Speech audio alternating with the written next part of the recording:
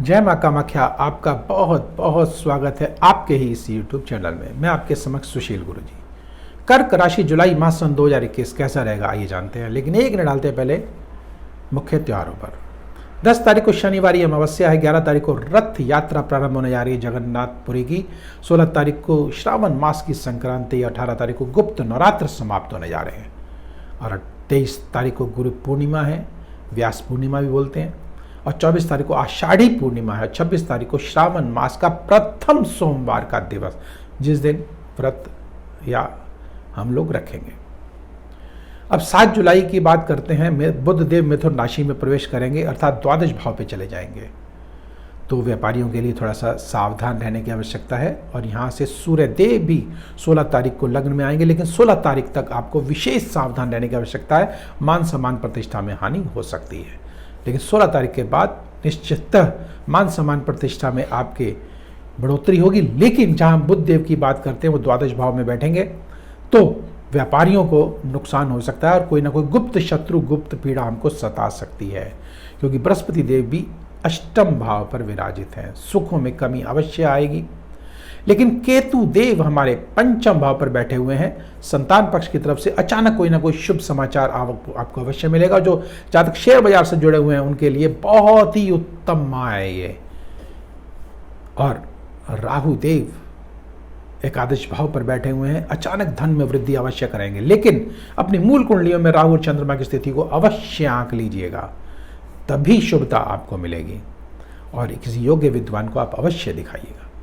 मंगल और शुक्र की अगर बात करें तो प्रेमी युगलों के लिए बहुत ही उत्तम माह है ये।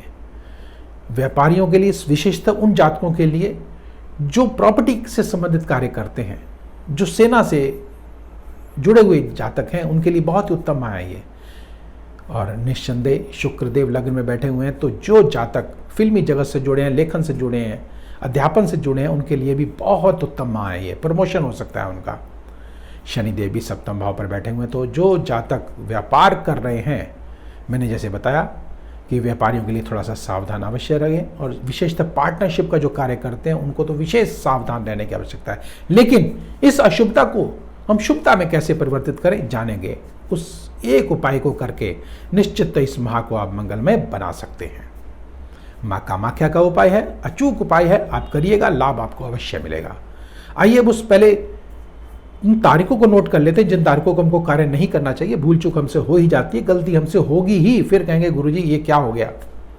निस्संदेह उस तारीखों को भी जानेंगे, लेकिन उससे पहले एक छोटा सा निवेदन, एक जानकारी देना चाहता हूं आपको कि एक बार माँ लक्ष्मी जी भी धनहीन हो गई थी। बड़ा आश्चर्य हो रहा है आपको सुनकर कि ऐसा भी हो सकता है क्या। नहीं, ऐसा नहीं हो सकता, लेकिन हमारे शास्त्रों में अंकित है। और उन्होंने किस देवी देवता की पूजा अर्चना की कि पुनः वो धनवान हुई, जानेंगे अगले वीडियो में।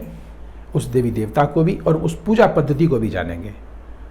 लेकिन उससे पहले आपको इसको लाइक करना होगा, सब्सक्राइब करना होगा, बेल बटन को अवश्य दबाना होगा, जिससे अगला वीडियो सबसे पहले आपके पास पहुंचे और आप लाभान्वित हो सकें। तो आइए पहले उन तारीखों को नोट कर लेते हैं जिन तारीखों को हमको कार्य नहीं करना चाहिए, फिर हम उस उपाय को करेंगे जिससे कि इस माह को मंगलमय बनाया जा सकता है। 8 तारीख, 9 तारीख, 17 और 18 तारीख, 25 और 26 तारीख भूल कर भी इन तारीखों को कार्य ना करें। आइए अब उस महा उपाय को करते हैं। एक नारियल लीजिएगा, उसके अंदर आटे को भर दीजिएगा होल करके, और सिर्फ आटे को ही भरना है, ध्यान रखिएगा। और उसमें क्या करना है आपने कि अगर आपका कोई शत्रु अगर है, शत्रु का भोजपत्र पे नाम लिखिएगा, त्रिकोण बनाइएगा, एक बिंदी बीच में लगाइएगा कामिया सिंदूर से, और शत्रु का नाम नीचे लिखेंगे और उसके अंदर उसको जो है गोले के अंदर उसको डाल देंगे और उस गोले को फिर जला देंगे। जलाने के बाद उसको फिर आप जो है जल प्रवाह कर देंगे। कहेंगे गुरुजी ये आप कैसे कैसे उपाय बता रहे हो। निश्चित है, हमारे चारों तरफ विभिन्न प्रकार के शत्रु होते हैं और हम उनके पार नहीं उतर सकते। तो ये माँ कामाख्या का छोटा सा प्रयोग है जो मैं आपको देना चाहता हूँ। आप करिए, स्वयं करिए, आप किसी को करवाने की जरूरत नहीं, कहने की जरूरत नहीं है। मैं चाहता हूँ कि प्रत्येक व्यक्ति लाभ उठाए, करे। और एक छोटा सा मंत्र है, क्षौम ओम ओम ऊठा। इस मंत्र का जाप करते हुए इस प्रयोग को करिएगा, आपको लाभ अवश्य होगा। और इस प्रकार की विशेष जानकारियाँ आप मेरे से लेते रहेंगे।